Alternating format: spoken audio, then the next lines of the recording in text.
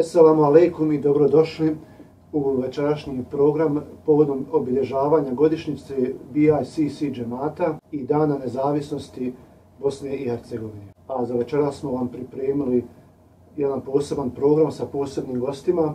Radi se o Hadži Samiru Agiću, predsjedniku džematskog odbora BICC džemata i imamu Selam džamije dr. Muazu Efendiji Redžiću, koji je ujedno i glavni imam u našem medžlisu. Možemo početi večeras sa našim hadžijom.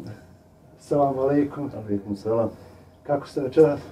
Ano, sve na nivou, hvala Bogu. Prvo pitanje za večeras, možeš nam reći nešto o ovom našem BICC džematu, koliko broji članova, kada je osnovan? Prvo selam alejkum vama i našim, ako boda, gledalcima. Iskoristio bi ovu priliku prvenstveno da prvo čestitam Dan nezavisnosti Bosne i Hercegovine, a ujedno koristim i priliku da čestitam 24 godine od kako je osnovan naš džemat, marta 1997. godine. Ja nisam bio u Sjedinjenim državama kad je džemat osnovan, ja sam došao 2 godine kasnije, ali mislim da je tada bilo 99. godine, mislim da je tada bilo oko 50-ak članova, gdje se okupljalo na Bordonu, u Islamic centru. Tadašnja akcija je bila, zatekao sam tu akciju, kupovina prvog mezarije, tada je kupljeno prvih 50 ukupnih mjesta na kaskadama. Danas, alhamdulillah, mi imamo preko 400 članova, aktivnih članova, i svakim danom, evo i ovoj godine već smo dobili par novih članova što se tiče toga. I alhamdulillah, tu smo na jednom zavidnom nivou i oko Boga nadam se da će tako biti i u budućnosti. Naš sljedeći gost je naš imam Muaz Efendija Redžić. Selam alejkum. Alejkum selam. Kako si večer? Dobro, alhamdulillah. Kako si ti? Dobro sam, mašallah. Možeš li nam reći koja je važnost džemata, posebno džemata i njihovih članova koji se nalaze izvan BiH? Biti član džemata u mjestu gdje boravi jedan musliman, u ovom slučaju Bošnjak i Bošnjakinja, musliman i muslimanka, je zaista vjerska dužnost prvoga reda. A onda i možemo slobodno reći jedna vrlo važna komponenta našeg ukupnog društvenog djelovanja u mjestu u kojem živimo. Džemat je arapska riječ koja u najbližem prijevodu znači zajednica. Skupina ljudi koji su organizovani, ujedinjeni oko ideje uspostavljanja i čuvanja vjerskog života u mjestu u kojem žive. Allah dželešanuhu je stvorio čovjeka u najljepšem obliku i stvorio čovjeka u njegovoj prirodi koja podrazumijeva zajednicu. Čovjek nije, kao što se kaže u narodu, nije vuk, dakle ne može sam. Čovjeku je potrebna zajednica. Prva i osnovna zajednica ćelija svakoga društva je porodica. Međutim, kada kažemo zajednica, mislimo na širu zajednicu, ne neophodno krvno vezanih članova te zajednice, nego naprotiv najjača zajednica po Kur'anu, po učenju na koje se oslanjamo u našim životima, je najčvršća zajednica, je zajednica koja je povezana bez ovosvjetskih interesa. To jest samo sa jednim ciljem, a to je približavanje Allahu dželešanuhu, ibadet Allahu dželešanuhu i slijeđenje, naravno, sljedbenika islama, slijeđenje poslanika Muhammeda sallallahu alejhi ve sellem. Biti članom džemata je stoga prvorazredna obaveza, bilo gdje. Međutim, ta obaveza u dijaspori, kada nismo u svojoj domovini, je kudikamo važnija.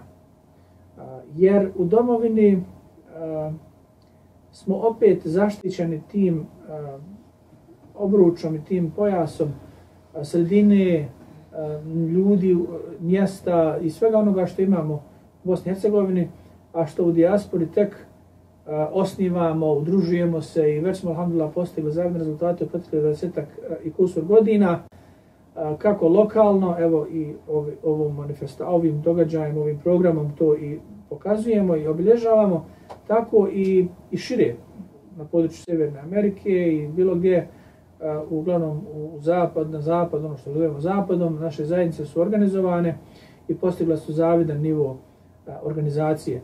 Dakle, ta obaveza je rezultat naše svijesti, biti članom džemata je dokaz naše svijesti, a biti članom ovako uspješne zajednice je dokaz ipak jedne zrelosti.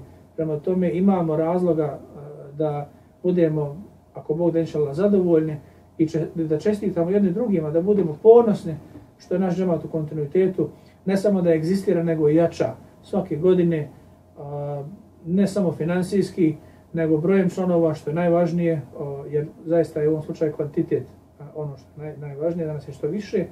I evo, kao što vidimo, naš objekat Prelijepa Selam džamija je jedan pečat našeg ukupnog djelovanja i onog što smo kao muslimani, opet ponavljam, dužni.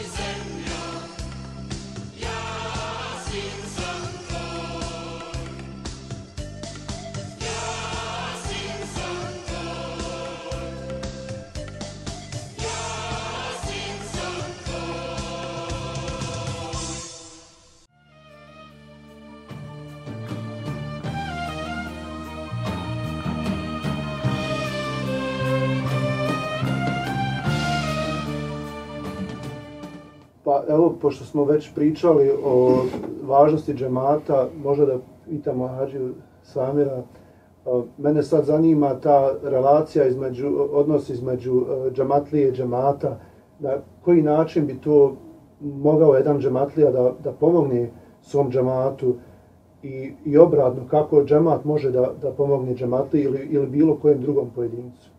Sada ću ja iskoristiti onu, kako ide ona od ovoga čuvenog, što je rekao, ne gledaj šta zajednica može uraditi za tebe, nego što ti možeš za zajednicu, jel? Pa, po meni lično, ja sad ću reći kao Samir, je sve do nijeta. Znači, sve onog momenta dok imamo iskren nijet da pomognemo, i zajednicu i ljude s kojima se družimo, živimo i radimo, kojima se obilazimo i eto poznajemo. Sve dok imamo takav nijet, ja vjerujem uz Božju pomoć da i rezultat neće izostati. Međutim, kad sami pružamo pomoć, nadat se ako Bog da će i nama biti pružena pomoć kad bude potrebna. Kako džemat može pomoći? Pa sačuvati ovo malo naše kulture, identiteta, tradicije, ove naše omladine i djece. U smislu, ponekad mi malo pretjeramo, pa se previše nadamo od džemata. Ja ću se samo osvrnuti na doktorovo izlaganje gdje on kaže pa prva zajednica je familija. Znači prvo odakle kreće iz familije. Nekada malo previše očekujemo da će džemati sačuvati sve, i našu djecu i naše familije i sve. Naravno da je to jako teško ako tako gledamo. Ali ako se potrudimo mi kao roditelji prvenstveno, ako iz kuće krene to, onda je vrlo lako da ćemo uz Božju pomoć ako bude i kad djeca dolaze ovdje i omladina, pa i mi stari, imamo priliku i da se popravimo i da naučimo. Ja ću sada iznijeti jedan detalj koji pada mi na pamet kad se ovo pitao.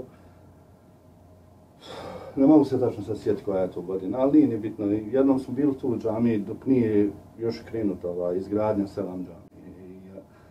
Ne znam, bilo je tu nas par. Ne znam ni koji je vakad bio, mislim i Kindija, ili podne nedelja je bila, nešto je bilo je puno djece. Tako da. I ulazi čovjek kojeg ja nikad nisam vidio i ima dvojicu pratitelja sa sobom.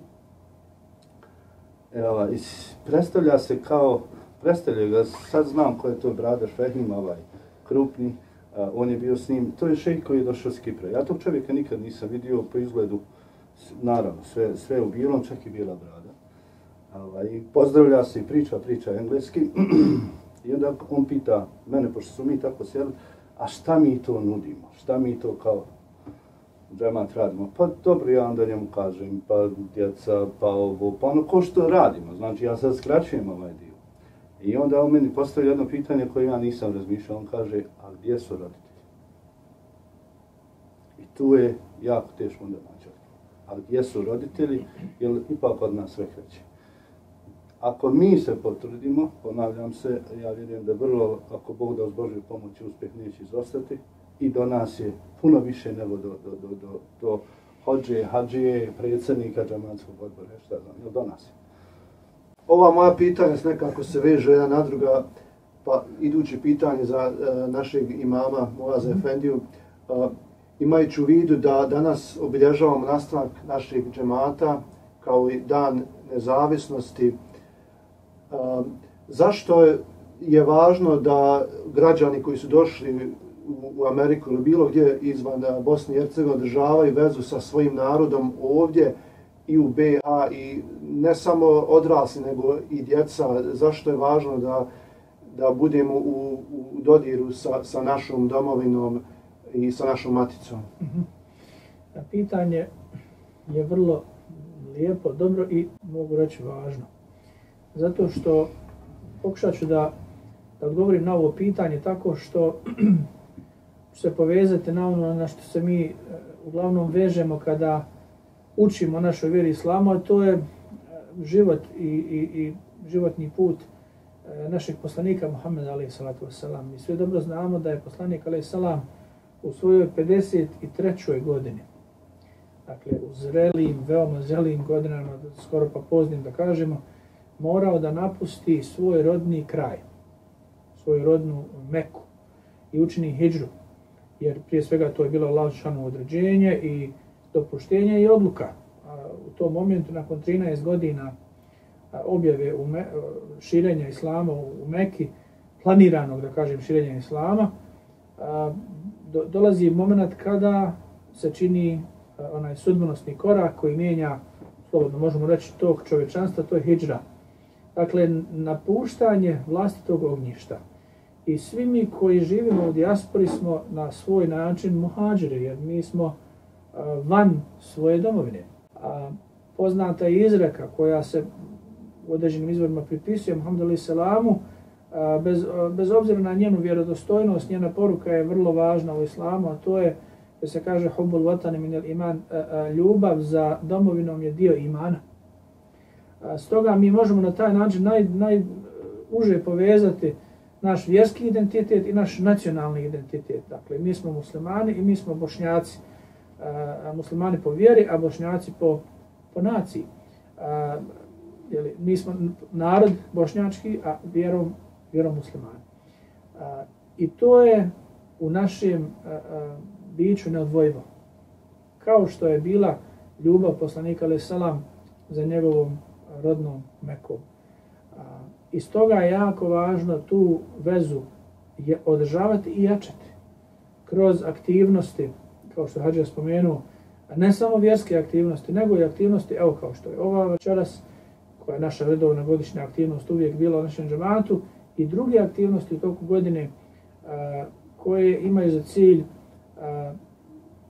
podučavanje mlađih generacija o njihovoj nacionalnoj vezi, njihovom identitetu, jeziku, kulturi, tradiciji, svemu onome što nas čini muslimanima ovakvim kakvi smo mi u smislu, dakle, našeg nacionalnog jezika. Pazite, islam jeste univerzalna vjera i kao takva ona između ostaloga znači da je adaptibilna na sve moguće nacije na svijetu.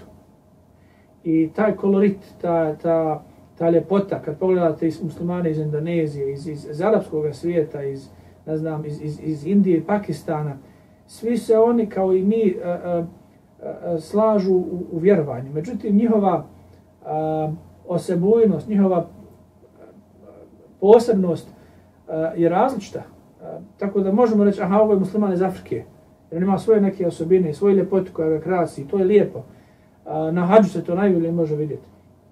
Kao što je musliman iz Azije, musliman iz Evrope, jel nije musliman iz Bosne i Hercegovine, i evo na kraju musliman, jedan koji je odrastao, rođen u Americi, a ima takvih mnogo. Tako da to je dokaz univerzalnosti istine islama kao vjere, da se može na kalemet, da se tako kažem, izrazim na svako vrijeme, na svaki prostor. I mi trebamo i moramo da baštinimo i da čuvamo i da budemo ponosni na naš nacionalni identitet, kao što smo ponosni i što moramo da čuvamo svoj vjerski identitet. Hvala na ovom lijepom odgovoru.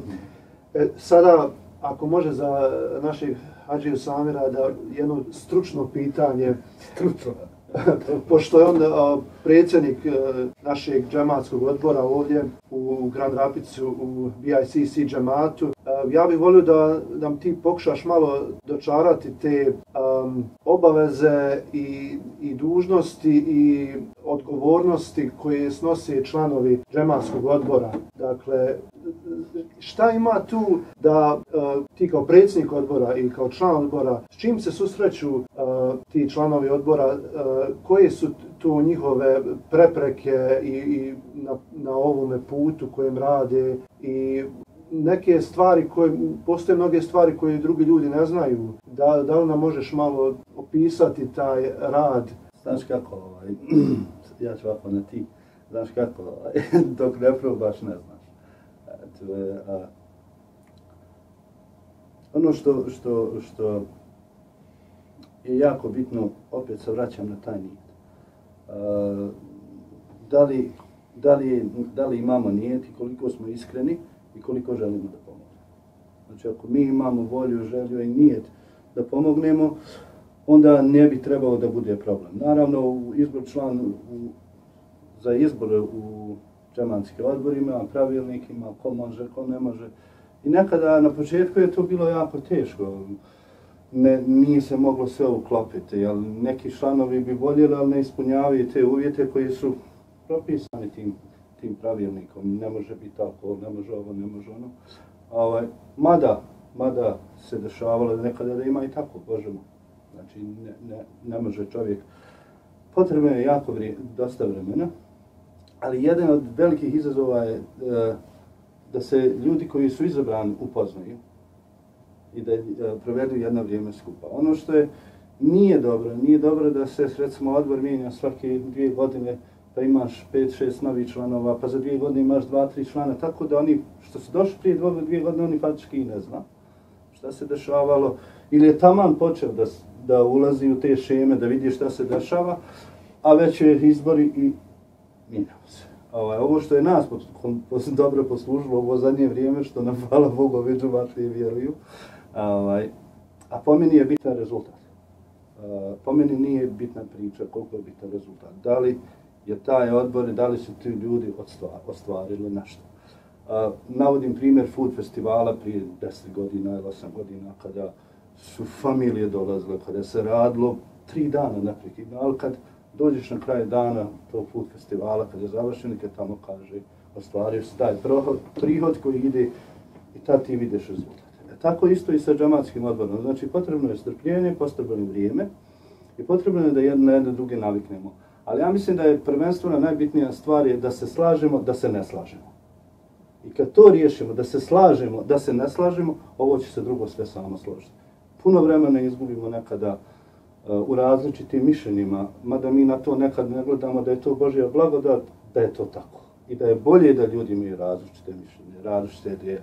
Ali nekada u nekim momentima to je teško da prođe, jer ja mislim drugačije, ona misli drugačije, onda to su izazovi.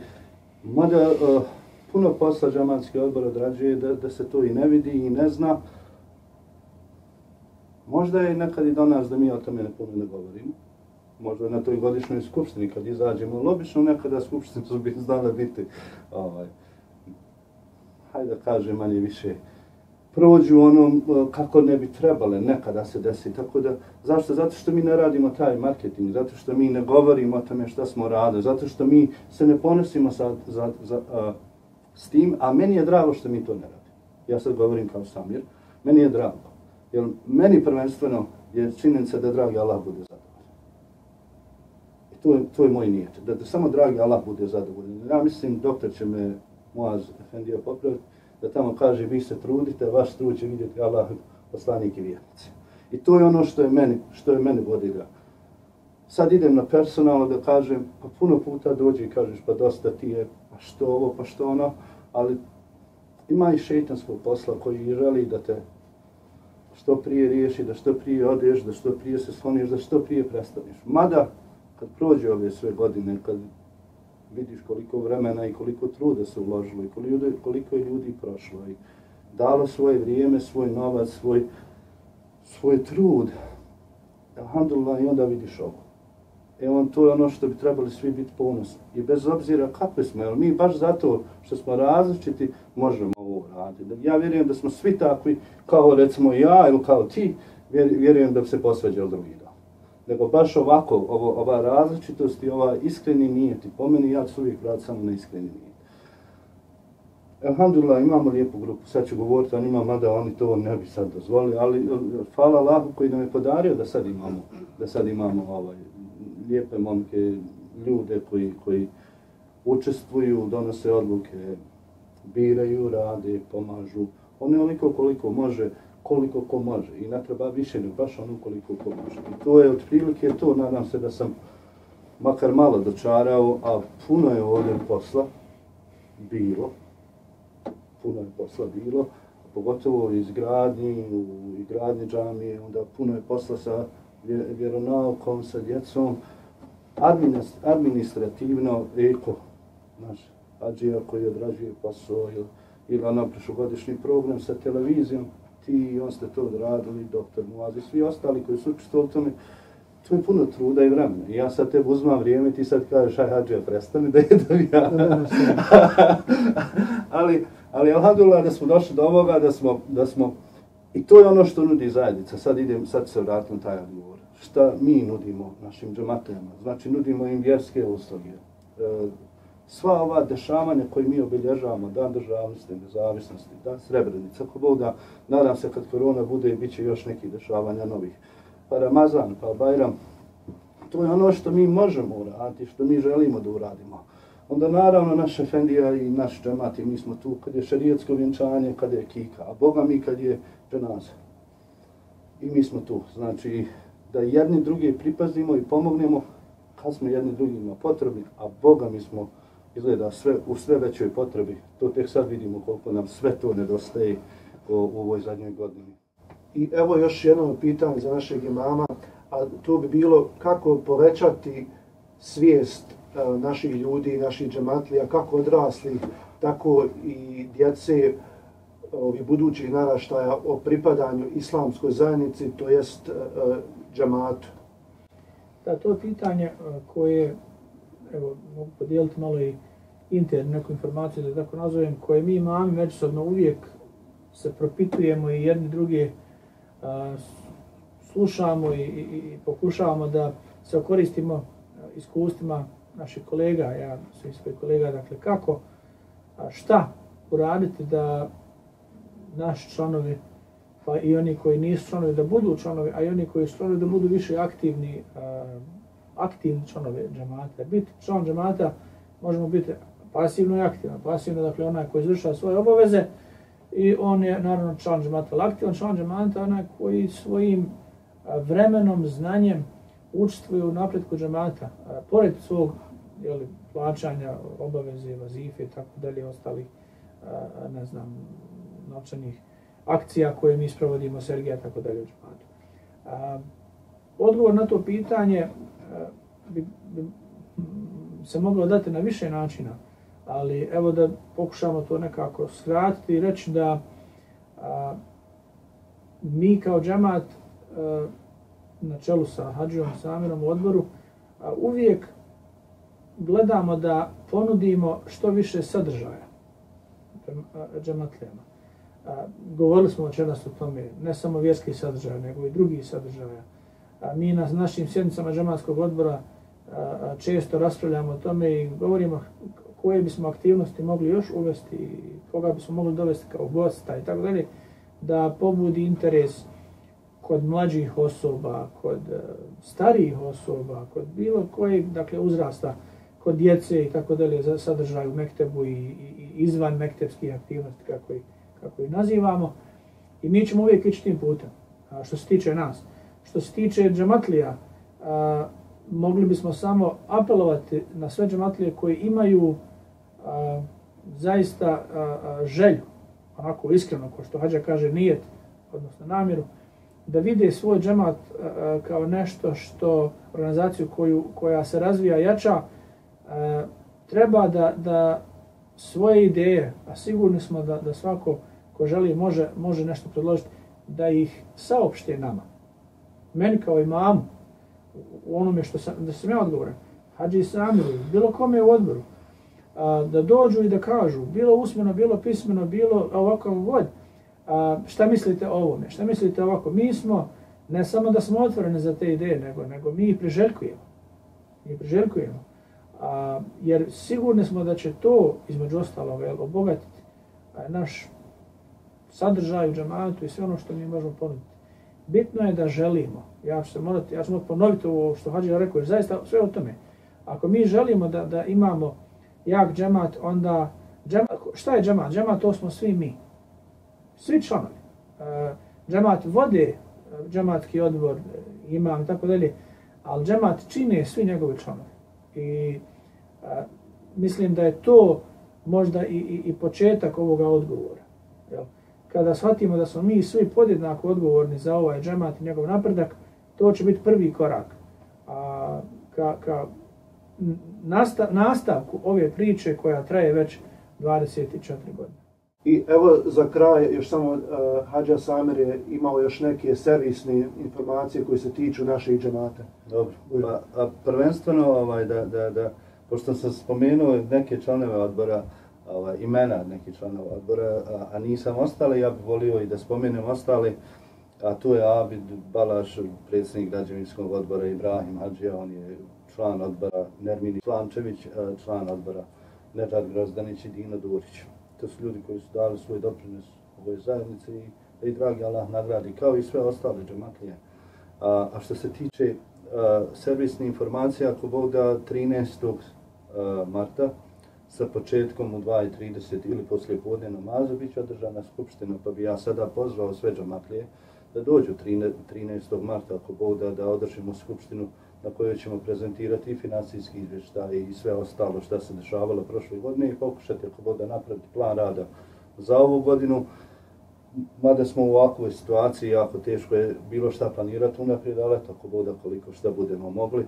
Što se tiče ramazanske aktivnosti, ako Bog da sačekat ćemo kraj mjesec marta, da vidimo kako će ići ova situacija sa koronom. I na kraju, ako Bog da radi se na jednom portalu koji će biti svima prezentiran, nadam se da će to biti jedno iznenađenje za naše džamatlije, kojim će biti jako puno mogućnosti za ljude da vide, da pročitaju, pogledaju, uplate članarinu, a da ja sad ne otkrivam sve te detalje, ja ću to ostaviti ako Bog da, pa kad bude vaka, zato to će biti moći da čuju i da vide. Hvala vam puno na ovom razgovoru i na ovim obavještenjima i na odgovorima na ova moja pitanja. Naravno, salavimo sve naše vrijedne članove našeg džemata i ako Bog da inšallah da još barem 24 godine ovako uspijemo da napredujemo, pa koliko Allah Đelešanu odredi da dne.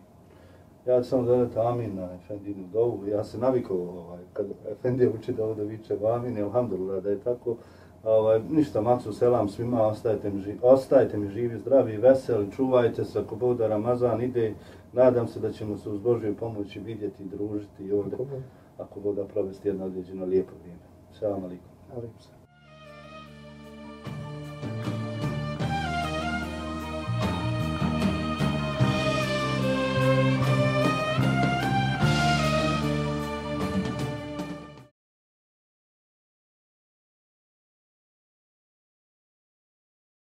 Doslovno prijevod hadisa, da s njima održava svoje zdravlje, doslovno prijevode kaže da drži svoja leđa uspravno, a ako baš mora, dakle nema izbora, onda kaže trećinu, ono što se kaže za hranu, trećinu za vodu i trećinu za dah, da ostavi u njegu.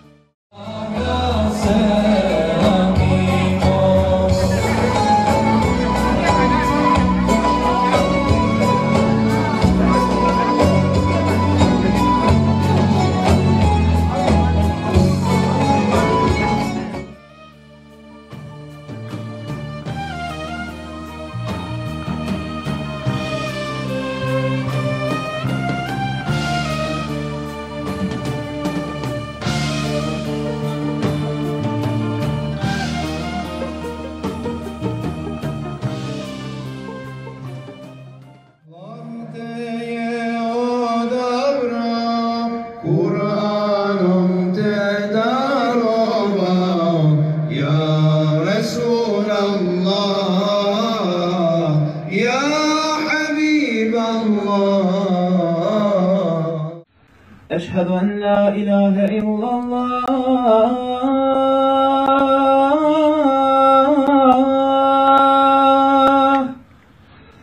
أشهد أن لا إله إلا الله.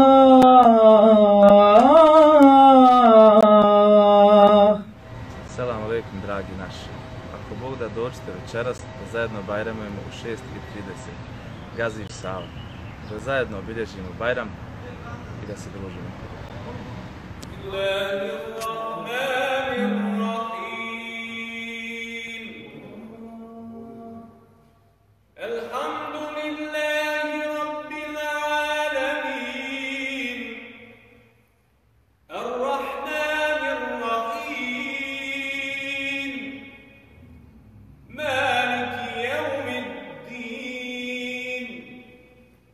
إياك نعبد وإياك نستعين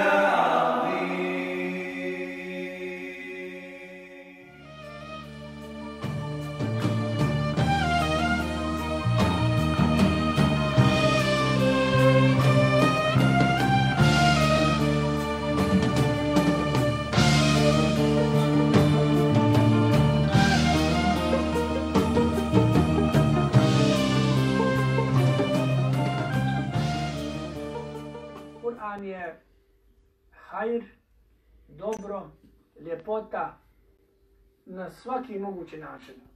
I svojim učenjem, svojom melodijom, svojim izgledom, svojim značenjem, svojim prisustvom u kući ili u srcu ili u džani.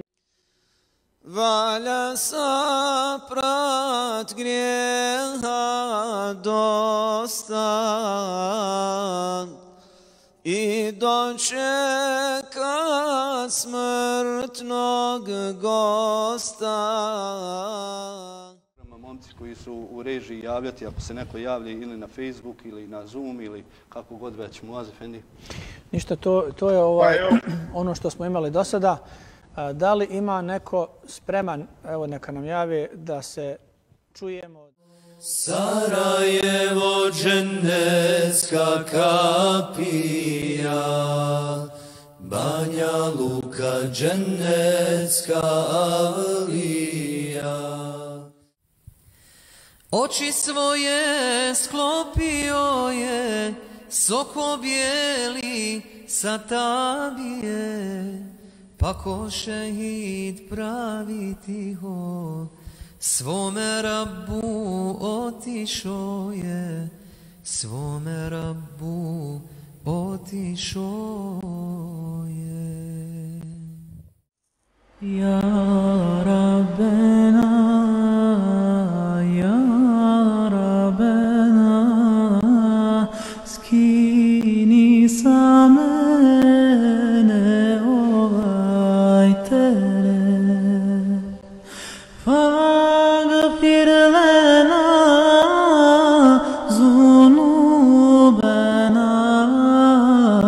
da se preselim na bolji svijet.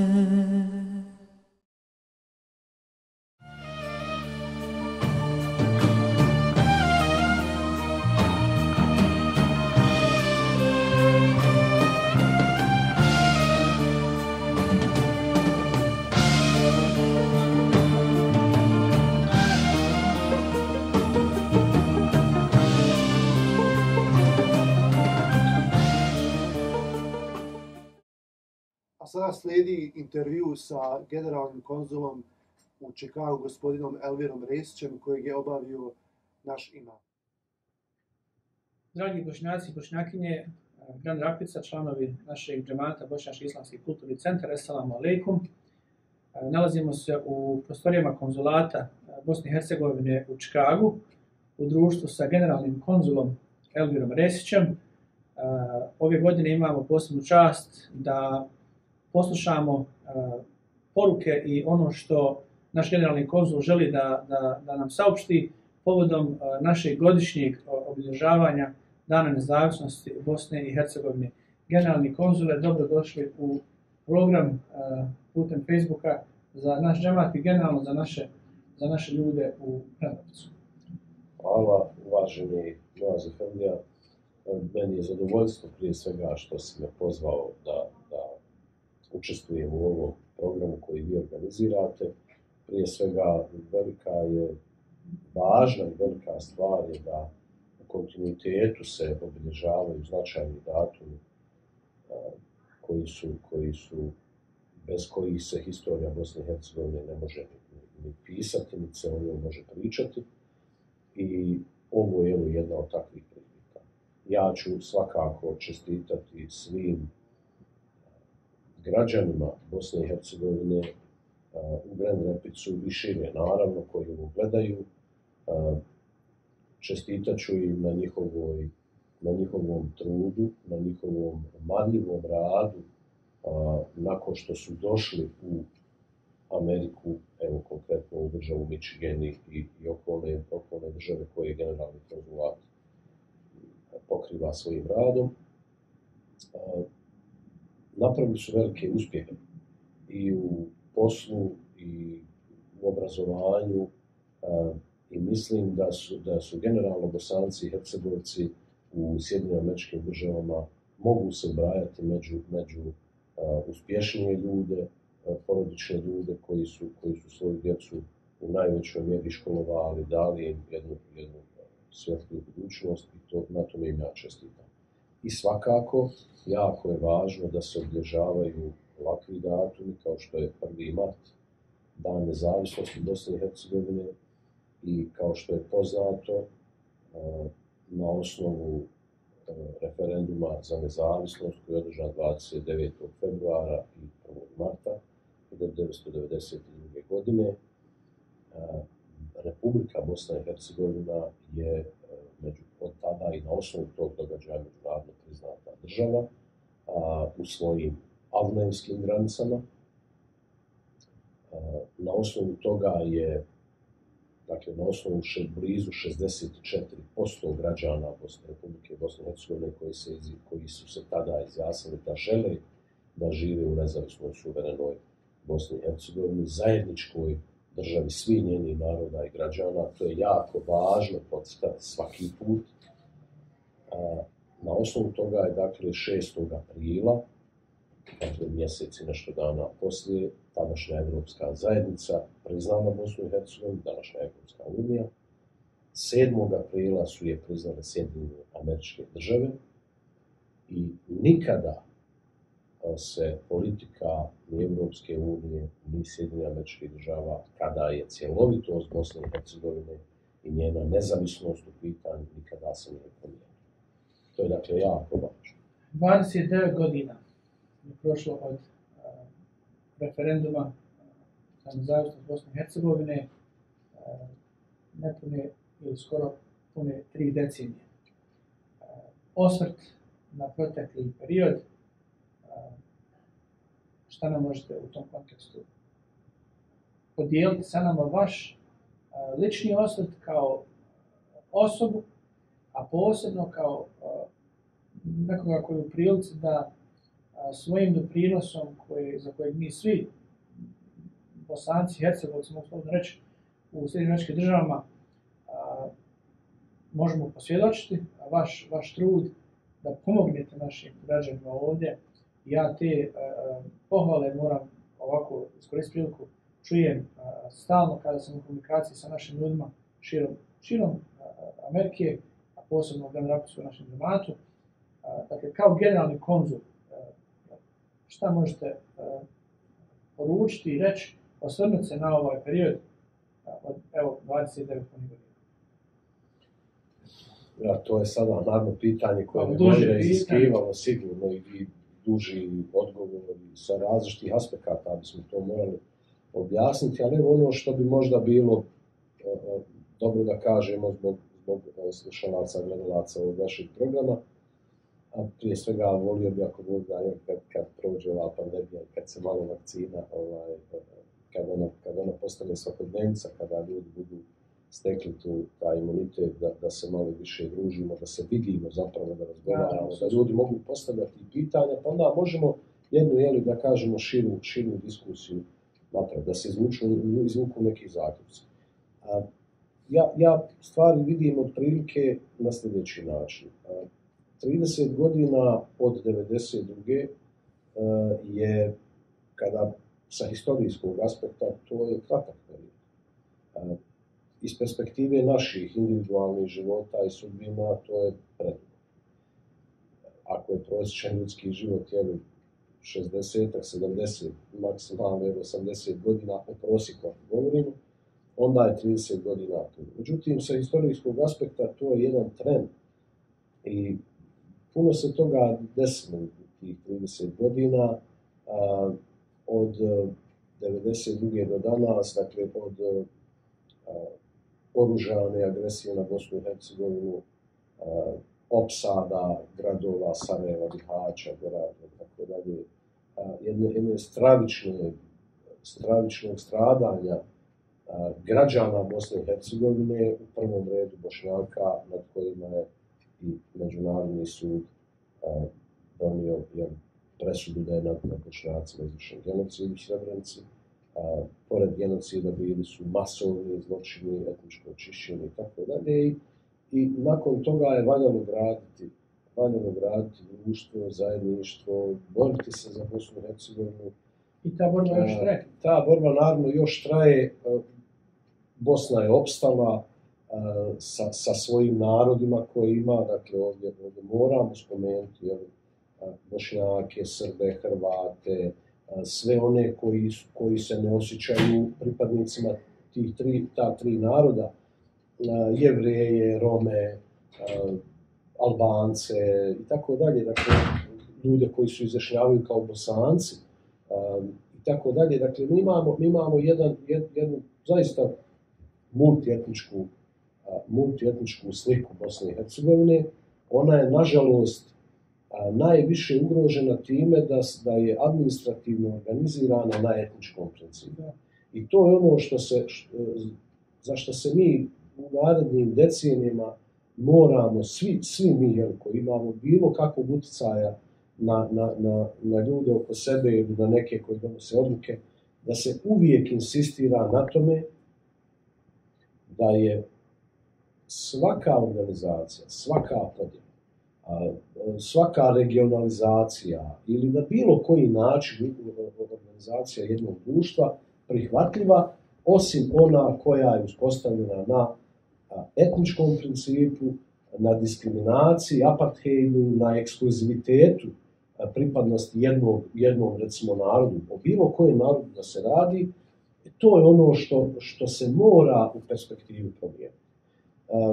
Radi se na tome, naravno otpori su veliki, niko u jednoj multietničkoj Bosni ne bi smio biti ugrožen na bilo koji način ukoliko su tu individualna ljudska građanska prava zagarantirana. Vi se tada možete izjašnjavati kako god želite, živjeti u dijelu Bosne, u kojem god dijelu Bosne i Hercegovine želite i vi nemate problem što se zovete ovako ili ovako. Zašto? Zato što je država organizirana na principu elementarnih, individualnih ljudskih prava. Naravno, jednaki, tako. Naravno, kolektivna prava, o njima se mora voditi računa. Narodi imaju pravo na sva svoja kulturna i svaka druga obilježja, jezička i sve ostalo, da njeguju sve svoje, tako je vjerska. I to je ono što u stvari treba da pripada jednom narodu. Ali onda imate i pojedinca koji je individua sam za sebe. I on mora biti prihvaćen i mora biti slobodan na teritoriji cijele Bosne i Hercegovine. Mora imati isti status. Evo uzet ćemo samo jedan primjer. U Sjedinjenim Američkim Državama 50 je saveznih država. Vi to znate, duže živite nego ja. Svaka država ima vrlo visok stepen nezavisnosti od federalnog nivoa u smislu porezne politike, policije i tako dalje. Ali nijedna država nema etnički predznak. Negdje imate više ljudi latinoameričkog porijekla, negdje imate više pripadnika bijele rase, crne rase i tako dalje. Ali nijedna država nije organizirana na principu pripadnosti tog ili rasnoj ili etničkoj i tako dalje, ili religijskoj. I vi možete bez ikakvih, da vas niko ne pita ništa, da iz jednog Illinoisa preselite se, živite u Floridu, vi putujete kao Amerikanac, vraćate se kao Amerikanac, zasnivate radni odnos kao Amerikanac, tako dalje. To je jedan ideal kojem Bosna i Hercegovina mora težiti i mi se moramo nadati da će do toga doći. Do sada u ovih 30 godina bilo je uspona i padova, bilo je oscilacija, bilo je perioda kada je Bosna napredovala na političkom planu, kada je malo nedostajalo da se postignu neki značajni dugoročni dogovori, a onda je to sve palo u vodu. Ja se nadam da će sa određenim promjenama u političkim svijetu koji se dešavaju i Bosna dobiti priliku da još bolje, još snažnije, još čvršće, da kažem, utemelji svoje karakteristike, svoje vrijednosti i da se kao jedno multietničko, multikulturno, multireligijsko društvo razvije.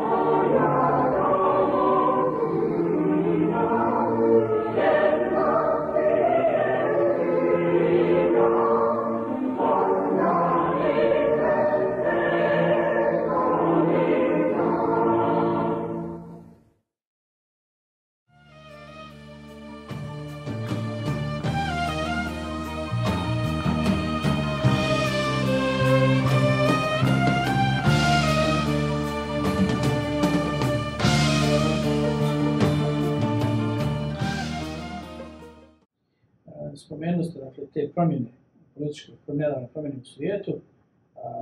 Evo, ako možemo sumirati naš intervju za ovaj program, nedavno su bili naravno izbori u Sjedinjenim Državama, u Bosni i Hercegovini, u Americi je dakle, nova administracija došla na vlast, predsjednik Sjedinjenih Država je čovjek za kojega znamo da je veliki prijatelj Bosne i Hercegovine i u tom smislu, ne izuzimajući nijednu proteklu administraciju za koju ste vrlo dobro rekli da je ostala na istom kursu, na istom smjeru, kada je stav prema jedinstvenosti Bosne i Hercegovine u pitanju, svaka administracija američka to podržavala, ali sa ovom administracijom barem se nadamo da će možda čak se i pojačati taj odnos Sjedinjenih Država prema Bosni i Hercegovini u tom kontekstu. Naravno, u Bosni i Hercegovini su izbori bili također. Evo za kraj možete li nam nešto o tome reći?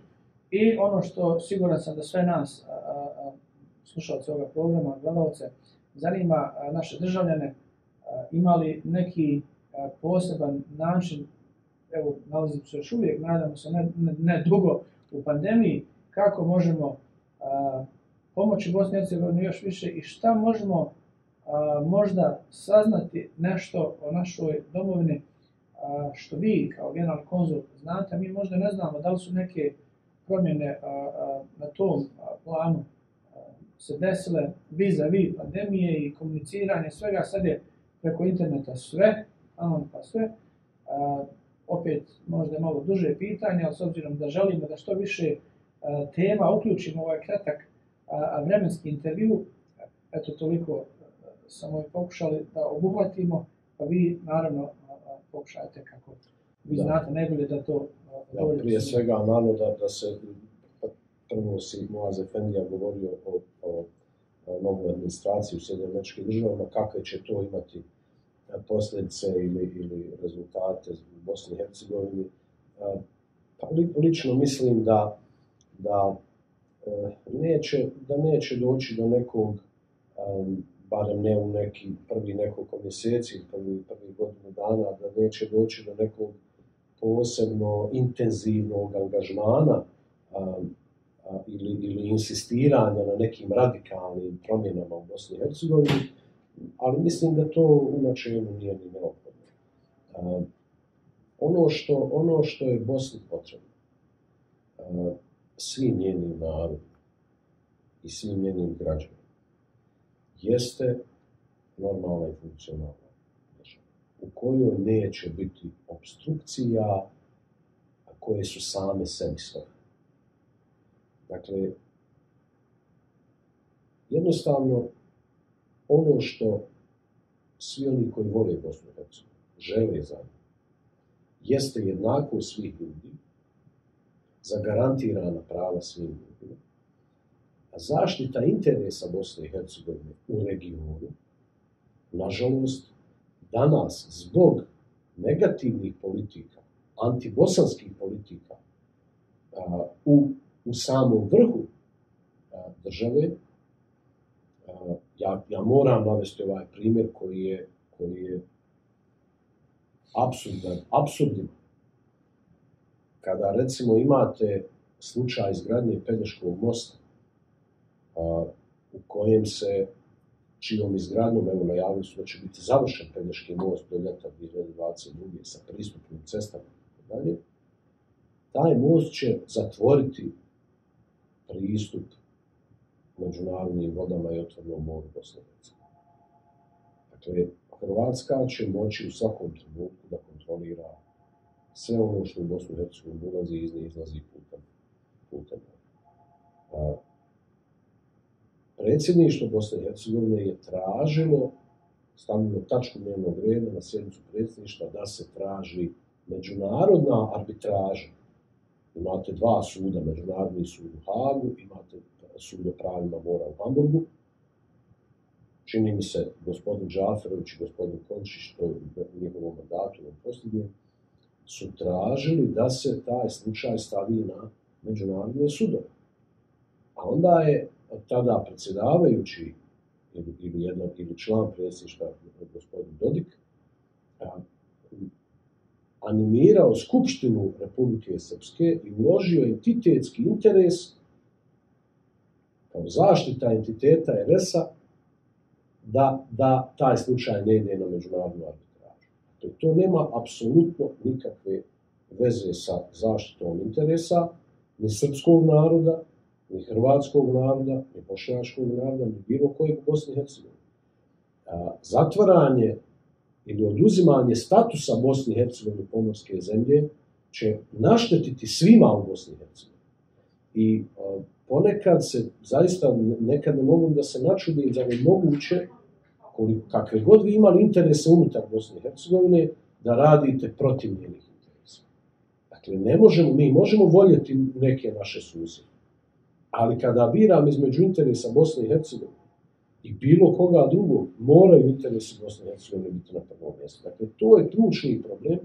Dakle, ovo je važno da naglasim. Bosna i Hercegovina ne može, dakle, da zaštiti svoje interese zato što nema dogovor na državnom nivou, jer imamo neke političare koji rade, njihovi postupci pokazuju da rade protiv interesa i vlastitog naroda u Bosni i Hercegovini, dakle, ne samo Bošnjaka, Hrvata ili bilo koga drugog, nego svih stanovnika BiH. I tada, dakle, imate na sceni tu jednu nemoć da se zaštiti interesi Bosne i Hercegovine. Međunarodna zajednica i Evropska unija i Sjedinjene Američke Države i drugi prijatelji Bosne i Hercegovine moraju nam pomoći da zaštitimo svoje interese kao države. Ne pojedinačnog naroda, ne moje interese, nego interese svih građana Bosne i Hercegovine i države kao tako. Bilo bi naravno jako puno primjera o kojima bismo mogli govoriti, ali ovo, ja mislim, dovoljan primjer da evo, očekujemo da ono što su zapravo vrijednosti zapadnog civiliziranog svijeta, da nam se pomogne da to implementiramo u Bosni i Hercegovini. Ja sam uvjeren da bi probosanska politika, bosanska politika, patriotska politika, svaka, prihvatila sve ono što je na osnovu standarda modernog zapadnog civiliziranog svijeta. Sve. Bez izuzetka. Nažalost, ima jedan broj koji to ne žele. I kako naši ljudi mogu pomoći. Mislim da su Bosanci i Hercegovci širom svijeta i odavde iz Amerike jako puno pomogli Bosni, svojim prijateljima, rodbini, kroz različite pomoći, donacije, dotacije i tako dalje. Međutim, i to svakako treba pohvaliti.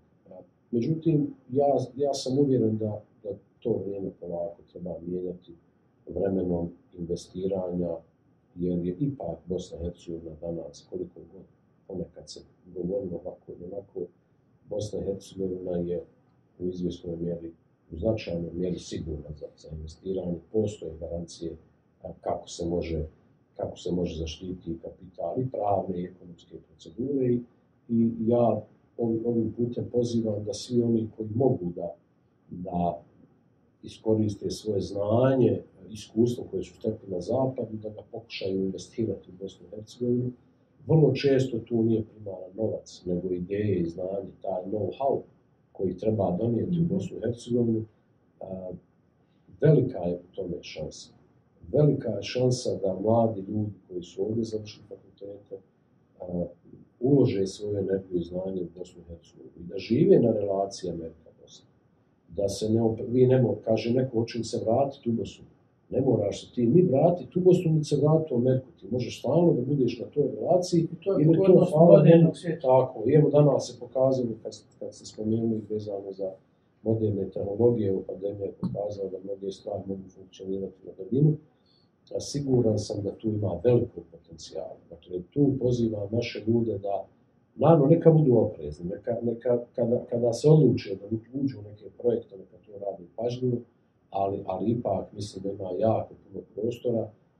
Bosna i Hercegovina se razvija i razvijat će se. Pandemija je sve zaustavila, naravno. Vi znate kako je turizam krenuo pred samu pandemiju i sve prošlo, recimo 2019. Ljeto je bilo sjajno i za Mostar, i za Sarajevo, i za Banja Luku, i za druge gradove u Bosni i Hercegovini, međutim, to je stalo u čitavom svijetu. Tako da ima prostora, ja ne pokušavam da ljudima otvorim vrata, da im pomognem da sve ono što mi kao generalni konzulat možemo uraditi, da povežemo naše ljude sa privredom u Bosni i Hercegovini, stojimo na raspolaganju, šansi ima, mogućnosti i perspektive tu sigurno. I imamo primjer već dakle, investicija i ulaganja u Bosni i Hercegovini, to je nešto što, drago mi da ste to spomenuli, da što možemo postaći, dati podstrijek svim našim mladim i sposobnim državljanima Bosne i Hercegovine koji žive u Sjedinjenim Američkim Državama, da idu tim putem.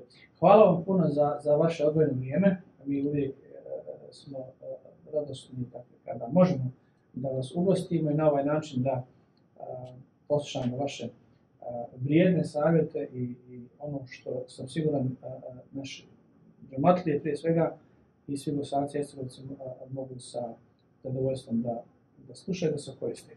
Hvala vam puno. Hvala vam.